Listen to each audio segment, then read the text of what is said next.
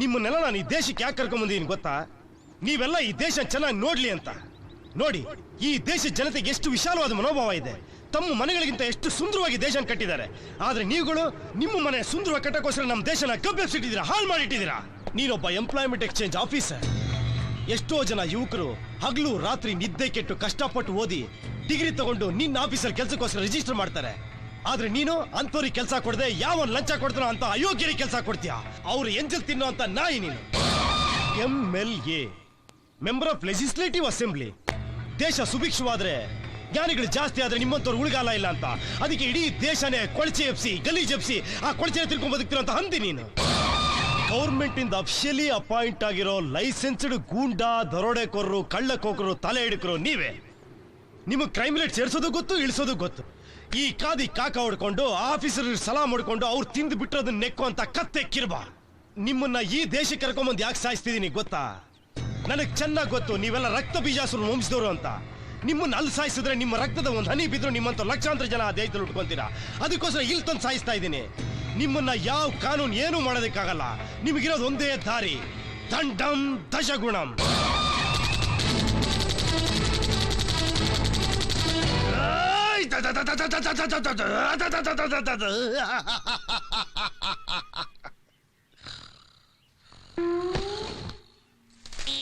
ಅಜ್ಜಿ ಅಜ್ಜಿ ಅಜ್ಜಿ ಸುಮ್ಮನೆ ಇರಿ ಅಜ್ಜಿ. ಪಾಪ ರಾತ್ರಿ ತುಂಬಾ ಹೊತ್ತಾದ್ಮೇಲೆ ಬಂದಿದ್ದಾನೆ. ಸ್ವಲ್ಪ ನಿದ್ರೆ ಮಾಡ್ಕೊಳ್ಳಿ ಬಿಡಿ ಅಜ್ಜಿ.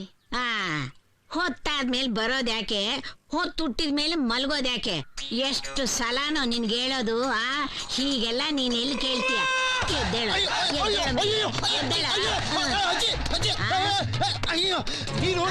ನೀನು ತಿನ್ಬಿಟ್ಟು ಜೀವನ ಮಾಡ್ಬೇಕಾಗಿದೆ. ನಿದ್ದೆ ಬರಲ್ಲ ನಿನ್ಗೆ, ನನ್ಕೊಂಡು ಹೊಟ್ಟೆವ್ರಿ ನಿನ್ಗೆ.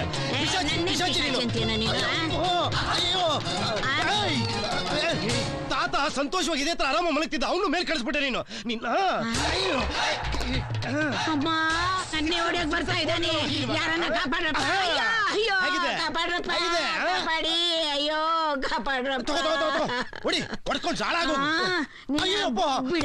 ನೋಡೋಣ, ನನ್ನ ಇಷ್ಟಕ್ಕೆ ನನಗೆ ಹೊಡಿತಾಳೆ ನೀನ್ ಅಜ್ಜಿ. ಏನಜ್ಜಿ ಇದು? ಚಿಕ್ಕೋನಲ್ವಾ? ಇವನು ಚಿಕ್ಕವನ. ಗಂಡ ಹೆಂಡತಿ ಇಬ್ರು ಸೇರಿ ಮುದ್ದು ಮಾಡಿ ಇವನು ಸೋಂಬೇರಿ ಆಗಿದೆ. ಕೈ ನೋಡಿ ರಪ್ಪಿದೆ. ಸುಮ್ನೆ ಇರಪ್ಪ. ಒಂದ್ ಹೇಳ, ಮಧ್ಯಾಹ್ನದವರೆಗೂ ಮಲಗೋದ್ರಿಂದ ದೇಶಕ್ಕೂ ಅನುಕೂಲ, ಮನೆಗೂ ಅನುಕೂಲ ಗೊತ್ತಾ?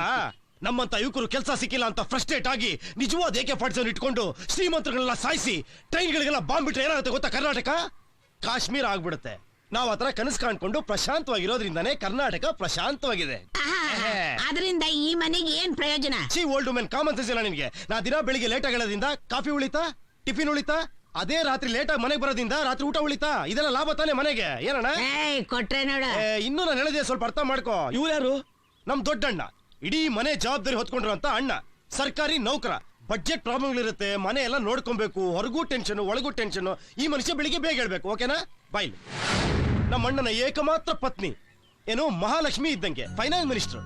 ಬೆಳಿಗ್ಗೆ ಕಸ ಗುಡಿಸ್ಬೇಕು, ಮನೆ ಸಾರಿಸ್ಬೇಕು, ಬಟ್ಟೆ ಒಗಿಬೇಕು, ಅಡಿಗೆ ಮಾಡ್ಬೇಕು, ನಿನ್ ನೋಡ್ಕೊಬೇಕು, ನನ್ ನೋಡ್ಕೊಬೇಕು, ಮಕ್ಳು ನೋಡ್ಕೊಬೇಕು, ಎಷ್ಟೊಂದು ಕೆಲಸಗಳು. ಇವ್ರು ಬೆಳಿಗ್ಗೆ ಹೇಳೋದ್ರಲ್ಲಿ ಅರ್ಥ ಇದೆ. ನನ್ನ ಎರಡನೇ ಅಣ್ಣ ಎಜುಕೇಶನ್ ಮಿನಿಸ್ಟರ್ ಇದ್ದಂಗೆ.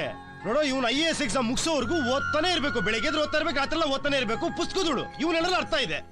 ನೋಡಿಲ್ಲಿ ಮಕ್ಕಳು ನೋಡು. ನಮ್ಮ ಅಣ್ಣನ ಮುದ್ದು ಮಗ, ಮುದ್ದು ಮಗಳು. ಅಂದ್ರೆ ಆರ್ತಿಗೋ ಮಗಳು, ಕೀರ್ತಿಗೋ ಮಗ. ಪಾಪ ದಿನ ಸ್ಕೂಲ್ಗೆ ಹೊರೆ ಪುಸ್ತಕ ಎತ್ಕೊಂಡು ಹೋಗ್ತಾರೆ, ಕಷ್ಟ ಪಡ್ತಾರೆ, ಹೋಮ್ ವರ್ಕ್ ಮಾಡ್ತಾರೆ, ಸಾಯಂಕಾಲ ಆಟ ಟಯರ್ಡ್ ಆಗಿರ್ತಾರೆ. ಇವ್ರು ಹೇಳೋದ್ರಲ್ಲಿ ಅರ್ಥ ಇದೆ. ಇನ್ನು ಈ ಮನೇಲಿರೋದು ಎರಡು ವೇಸ್ಟ್ ಬಾಡಿಗಳು. ಒಂದು ನಾನು. ಸರಿಯಾಗಿ ಹೇಳ್ದೆ. ಇನ್ನೊಂದು ಯಾರು ಗೊತ್ತಾ? ಯಾರು? ಏನ್ ಆ ಕಡೆ ಈ ಕಡೆ ನೋಡ್ತೀಯಾ? ನೀನೇ ಓಲ್ಡ್ ವುಮೆನ್. ಕೋಪ ಮಾಡ್ಕೊಳ್ಳೋದಲ್ಲ, ಇರೋದ್ ಇದ್ದಂಗೆ ಹೇಳ್ರಿ ಎದ್ ಬಂದ್ ಎಮ್ಮೆಲ್ ಹೋದ್ರಂತೆ, ಹಂಗಾಯ್ತು. ಅದಕ್ಕೆ ನೀನು ದಿನ ಬೆಳಿಗ್ಗೆ ನಿಧಾನಕ್ಕೆ ಎದ್ದೇಳು. ಎದ್ ಕೂಡಲೇ ಟಿಫಿನ್ ಮಾಡಕ್ ಹೋಗ್ಬೇಡ. ದೇವಸ್ಥಾನಕ್ಕೆ ಹೋದ್ರೆ ಪ್ರಸಾದ ಸಿಗುತ್ತೆ, ಚೆನ್ನಾಗಿ ತಿನ್ಕೊಂಬಾ. ರಾತ್ರಿ ನಿಧಾನಕ್ಕೆ ಬಾ. ಯಾವ್ದಾರ ಭಜನೆ ಗಿಜನೆ ಕೇಳ್ಕೊಂಡು. ರಾತ್ರಿ ಊಟ ಉಳಿತದೆ. ನಾವಿಬ್ರು ಮಾಡೋ ಅಳಿಲ್ ಸೇವೆ ಮನೆಗೆ ಇಷ್ಟೇ, ಅರ್ಥ ಆಯ್ತಾ? ಈಗ ನಾನು ನನ್ ಸೇವೆ ಮಾಡ್ತೀನಿ, ನೀನ್ ನಿನ್ ಸೇವೆ ಮಾಡು. Don't disturb me. ಬಾಯ್. ನೀನು ನಿನ್ ಸೇವೆ ಮಾಡು, ನಾನು ನನ್ ಸೇವೆ ಮಾಡ್ತೀನಿ. ವಿಜಿ, ಸ್ನಾನಕ್ಕೆ ಬಿಸಿನೀರಿಟ್ಟಿದ್ದೀನಿ, ಬೇಗ ಬಾಪ. Yes, I am here. Coming. Hey, ಏನ್ ಒಳ್ಳೆ ಟ್ರಾಫಿಕ್ ಪೊಲೀಸ್ ತರ ಅಡ್ಡ ಆಗ್ತಿದ್ಯಾ? ಏನ್ ಸಮಾಚಾರ? ನಿನಗೆ ಎಷ್ಟು ಕೊಬ್ಬು? You mean cholesterol? No chance ಅಜ್ಜಿ. ಚೆನ್ನಾಗಿ ತಿಂದು ಎಕ್ಸರ್ಸೈಸ್ ಮಾಡಿ ಬೆಳೆಸಿರೋ ಅಂತ ಸ್ಟೀಲ್ ಬಾಡಿ ಇದು. ಇದಕ್ಕೇನು ಕಮ್ಮಿ ಇಲ್ಲ. 2 ಕತ್ತೆ ವಯಸ್ಸಾಗಿದೆ, ನಿನಗೆ ಸ್ನಾನಕ್ಕೆ ನೀರ್ ತೋಡ್ಕೊಡೋರೊಬ್ರು ಬೆನ್ನು ತಿಕ್ಕೋರೊಬ್ರ. ಒಂದ್ ಮಾತ್ ನಿಜ ಹೇಳ, ಏನ್ ಹೇಳು? ಆಕ್ಚುಲಿ ಈ ಕೆಲ್ಸ ಎಲ್ಲ ಮಾಡ್ಬೇಕಾ ನೀನು. ಹಾ, ಏನೋ ಪಾಪ ಅದ್ಕೆ ಮಾಡ್ತೀಯಾರೆ. ತಾತನ್ ಸೇವೆ ಮಾಡದೆ ಗೊಟ್ಟಕ್ಕಂತ ಅವ್ರನ್ನ ಮೇಲ್ ಕಳಿಸ್ಬಿಟ್ಟೆ. ಅಟ್ಲೀಸ್ಟ್ ಅವ್ರ ಜೆರಾಕ್ಸ್ ಕಾಪಿ ತರ ನನ್ ಸೇವೆನಾರ ನೀನ್ ಮಾಡಿದ್ರೆ ಆ ದೇವ್ರು ಸಂತೋಷ ಪಟ್ಟು ನಿನಗೆ ಆಶೀರ್ವಾದ ಮಾಡಿ ಆ ಸ್ವರ್ಗದಲ್ಲಿ ಒಂದು ರೂಮ್ ಕೊಡ್ತಾನೆ ಗೊತ್ತಾ? ಅದು AC ರೂಮ್. ಹಾ, ನಿಜಾನಾ? Yes my dear old lady, ನನ್ ಬೆಂತಿಕ್ಕು ಬಾ.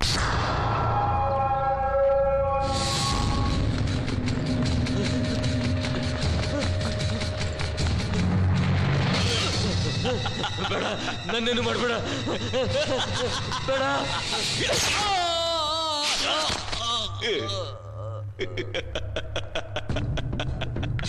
ಸತ್ತೋದ ನನ್ನ ಮಗ.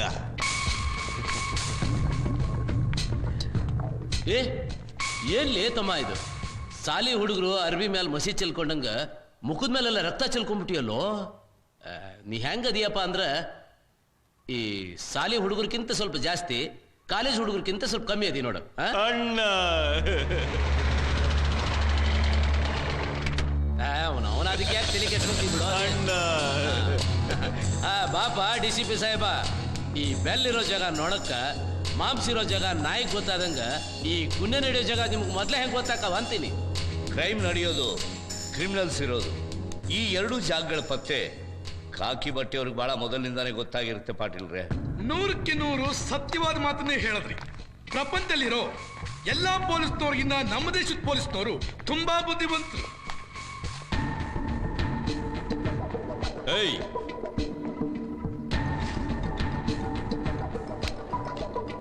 ಸತ್ತೋದ ಅಣ್ಣ. DCP ಸಾಹೇಬ್ರೆ, ನಿಮ್ಗೊಂದು ವಿಷಯ ಗೊತ್ತಾ? ಅಮೆರಿಕಾದಲ್ಲಿ ಒಂದು ಕೊಲೆ ಆದ್ರೆ 2 ಗಂಟೆ ನಂತರ ಗೊತ್ತಾಗುತ್ತೆ ಕೊಲೆಗಾರ ಯಾರು ಅಂತ. ಚೀನಾದಲ್ಲಿ 3 ಗಂಟೆ ನಂತರ ಗೊತ್ತಾಗುತ್ತೆ. ಆಫ್ರಿಕಾದಲ್ಲಿ 6 ಗಂಟೆ ನಂತರ ಗೊತ್ತಾಗುತ್ತೆ.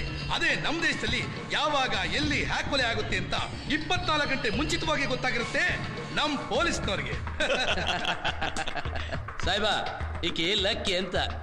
ನೀವು ಯೂನಿಯನ್ ಲೀಡರ್ ಕೊಲೆ ಮಾಡಕ್ ತಗೊಂಡಿರೋ ದುಡ್ಡಲ್ಲಿ 10% ಇಲ್ಲ ಇದು. ಸಾಹೇಬ, ನಾವ್ ಯಾವ್ಯಾವ ಕೆಲ್ಸಕ್ಕೆ ಎಷ್ಟು ತಗೊಂತೀವಿ, ಏನ್ ಮಾಡ್ತೀವಿ ಅನ್ನೋದು ನಿಂಗ್ ಬೇಕಾಗಿಲ್ಲ. ಅವ್ನ್ ಕೊಲೆ ಮಾಡ್ಬೇಕಾಗಿತ್ತು, ಮಾಡಾಯ್ತು. ಹೋಗೋಗೋ, ಕೊಲೆಗಾರ ನೋಡ್ಕೋ ಹೋಗ್. ವಿವೇಕ್, ನೀನೇನ್ ಹೇಳ್ತಾ ಇರೋದು? ಹೌದಜ್ಜಿ, ಮನೆ ಮಾರದೆ ಬೇರೆ ದಾರಿನೇ ಇಲ್ಲ. ನಮ್ಗಿರೋ ಸಾಲಕ್ಕೆ ಮನೆ ಅಲ್ಲ, ಇಡೀ ಬೀದಿನೇ ಮಾಡಿದ್ರು. ಏಯ್, ನೀನ್ ಬಾಯಿ ಮುಚ್ಕೊಂಡು ಸುಮ್ನೆ ಇರೋ. ನಿಮ್ ತಾತ ಬೆವ್ರು ಸುರಿಸಿ ಕಟ್ಸಿರೋ ಮನೆ ಇದು. ನನ್ನ ಕೊನೆ ಹೊಸರು ಇರೋವರೆಗೂ ಅದು ಸಾಧ್ಯವಿಲ್ಲ. ಹಾಗೊಂದು ವೇಳೆ ಮಾರೋದಾದ್ರೆ ನಾನು ಸತ್ತ ಮೇಲೆ. ಅಣ್ಣ, ಒಳ್ಳೆ ಅಡಿ ಅಣ್ಣ. ಏಯ್, ಇರ್ತೀಯಾ ಅಜ್ಜಿ? ಯಾಕಷ್ಟು ದೊಡ್ಡ ಮಾತಾಡ್ತೀಯಾ? ಈ ಮನೆ ಮಾರಲ್ಲ, ಆಯ್ತಾ? ಅಣ್ಣ, ಇಷ್ಟೆಲ್ಲ ತೊಂದರೆ ಯಾಕೆ? ನಾನೇ ಓದ್ ನಿಲ್ಸಿದ್ರೆ. ಏನ್ ಬ್ರದರ್, ಏನ್ ಹೇಳ್ತಿದ್ಯಾ ನೀನು?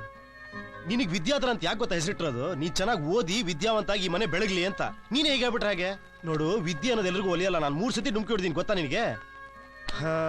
ಅದೋಕೆ ನೀನೇನೋ IAS IPS ಅಂತಿದ್ಯಲ್ಲ, ಅದೆಲ್ಲ ಓದೋದಕ್ಕೆ ಏನ್ ಖರ್ಚಾಗ್ಬಿಡ್ಬೋದು?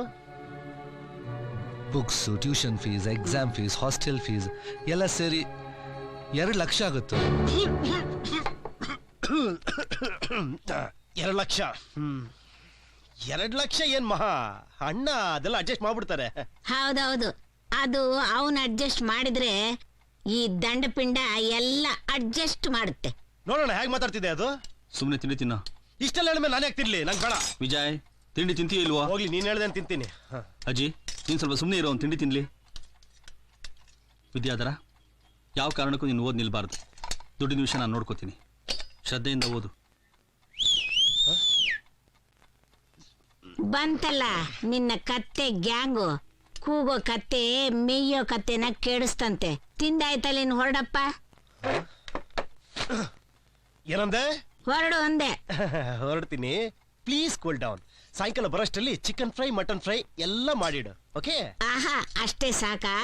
ಮೊನ್ನೆ ತಾನೇ ನಿಂಗೆ ಏಜು 65 ತುಂಬತಲ್ವಾ? ಒಂದು ಚಿಕನ್ 65 ಮಾಡಿಡು, ಟಿಪ್ಸ್ ಕೊಡ್ತೀನಿ. ಟಿಪ್ಸ್ ಕೊಡ್ತಾನಂತೆ? ಟಿಪ್ಪು ಸುಲ್ತಾನ ಎಲ್ಲ ಅವ್ರ ತಾತನ ಹಾಗೆ. ಅವರು ಹೀಗೆ ನನ್ನನ್ನ ಗೋಳುಕೊಂತಿದ್ರು. ತುಂಬಾ ಲೇಟ್ ಆಗೋಯ್ತು ಕಣಲು. ಪ್ರೋಗ್ರಾಮ್ ಸಖತ್ತಾಗಿತ್ತಲ್ವ ನಮ್ಮ ಗುರು? ಚೆನ್ನಾಗಿ ಡ್ಯಾನ್ಸ್ ಮಾಡಿದೆ. ಏಯ್ ಕೊಡಲೇ ಬಿಟ್ಟಿ ಸಿಕ್ತು ಅಂದ್ರೆ ಹೊಡಿತಾನೆ ಇರ್ತಾನೆ. ಇವತ್ತು ನಮ್ ತಾತ ಹೇಳಿದ್ ಮಾತು ನಿಜ ಆಯ್ತ್ ಕಣ್ರೋ. ಯಾವ ತಾತನ ಏನ್ ಹೇಳ್ತಿದ್ಯಾ? ತಾತ ಅಂದ್ರೆ ನಮ್ ಗಾಂಧಿ ತಾತ ಕಣೋ. ಓಹೋ ಮಹಾತ್ಮ ಗಾಂಧಿ, ಇನ್ನೂ ನೆನಪಲ್ಲಿ ಇಟ್ಕೊಂಡಿದ್ಯಲ್ಲ, ಗ್ರೇಟ್ ಬಿಡು ನೀನು. ಯಾವಾಗ ನೋಡಿದ್ರೆ ಗಾಂಧಿ ನೆನಪಲ್ಲ ಇರ್ತಾನೆ ಗುರು, ಅದಕ್ಕೆ. ಆಗಲ್ಲ ಕಣ್ರೋ, ಅಲ್ಲಿ ನೋಡ್ರೋ, ಯಾವತ್ ಈ ಭಾರತ ದೇಶದಲ್ಲಿ ಮಧ್ಯರಾತ್ರಿಲಿ ಒಂದು ಒಂಟಿ ಹೆಣ್ಣು ನಿರ್ಭೀತಿಯಿಂದ ನಡ್ಕೊಂಡು ಹೋಗ್ತಾಳೋ ಆವತ್ ನಮ್ ದೇಶಕ್ಕೆ ಸ್ವಾತಂತ್ರ್ಯ ಬಂದಂಗೆ ಅಂತ ನಮ್ ಗಾಂಧಿ ತಾತ ಹೇಳಿದ್ರು. ವಾ ವಾ ವಾ. ಈ ಮಾತ್ನ ಅವಳಿಗೂ ಹೇಳ್ಬಿಟ್ಟು ಅವಳ ಕಡೆಯಿಂದ ಗಾಂಧಿ ತಾತಂಗೆ ಒಂದ್ ಥ್ಯಾಂಕ್ಸ್ ಹೇಳಿಸ್ಬಿಟ್ಟು ಬಂದ್ಬಿಡ್ತೀನಿ. All the best. ಹೇಳ್ಬಾ ಹೋಗು. Excuse me madam. ಈಗ ಗೊತ್ತಾಗ್ತಿದೆ ಅವನಿಗೆ ನಮ್ಮ ದೇಶಕ್ಕೆ ಅರ್ಧಂಬರ್ಧ ಸ್ವಾತಂತ್ರ್ಯ ಸಿಕ್ಕಿದೆ ಅಂತ ಈಗ ಗೊತ್ತಾಗ್ತಿದೆ ನನ್ನ ಮಗನಿಗೆ. ಬಿಡ್ರಿ. ಆಹಾ ಎಲ್ಲಮ್ಮ ಸ್ವಲ್ಪ ಲೈಟಿಗೆ ಮುಖ ಹಿಡಿ. ಆಹಾ ನೋಡ್ರೋ ಮುಖ ನೋಡ್ರೋ. ಇಂಥ ದೇಶಭಕ್ತಿನಿಗೆ ಇಂಥ ಪರಿಸ್ಥಿತಿ ಬರಬಾರ್ದಾಗಿತ್ತು.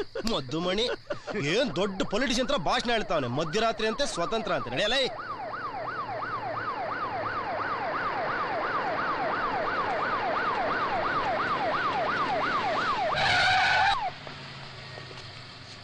ಏಯ್ ಸೋಡಾ ಬುಡ್ಡಿ ಬಾರೋ ಇಲ್ಲಿ.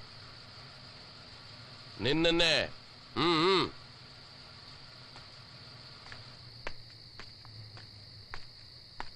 ಏನ್ ಸರ್? ಎಲ್ಲಿಂದ ಬರ್ತಾ ಇದ್ದೀರಾ?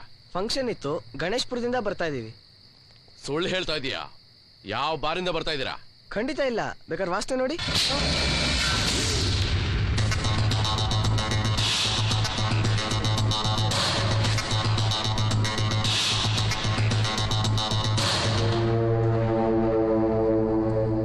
ಏನಕ್ಕೆ ಅವನು ಹೊಡೆದ್ರಿ? ಪಕ್ಕದ ಬೀದಿಲಿ ಯೂನಿಯನ್ ಲೀಡರ್ ಮರ್ಡರ್ ಆಗಿದೆ, ಅದನ್ನ ನೀವೇ ಯಾಕೆ ಮಾಡಿರಬಾರ್ದು? ಏನದು? AP ಗೌಡ್ರು ಟೈಟ್ ಆಗಿ ಏನಾರ ಡ್ಯೂಟಿ ಮೇಲೆ ಇದ್ದೀರಾ ಅಂತ ನೋಡ್ತಾ ಇದ್ದೀನಿ. ನಿಜವಾದ ಅಪರಾಧಿನ ಹಿಡಿಯಕ್ಕಾಗಿಲ್ಲ ಅಂದ್ಮೇಲೆ ನಿನ್ನಂತವನಿಗೆ ಈ ಕ್ಯಾಪು ಯೂನಿಫಾರ್ಮ್ ಜೀಪ್ ಎಲ್ಲ ವೇಸ್ಟ್. ಮನೆಗೆ ಹೋಗಿ ಮಲ್ಕೋ ಹೋಗಲೇ.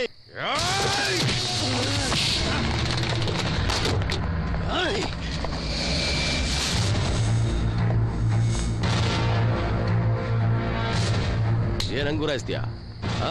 ಏನ್ ನಿಂದು? ಹೊಡಿತೀಯನಾ? ಹೊಡಿ.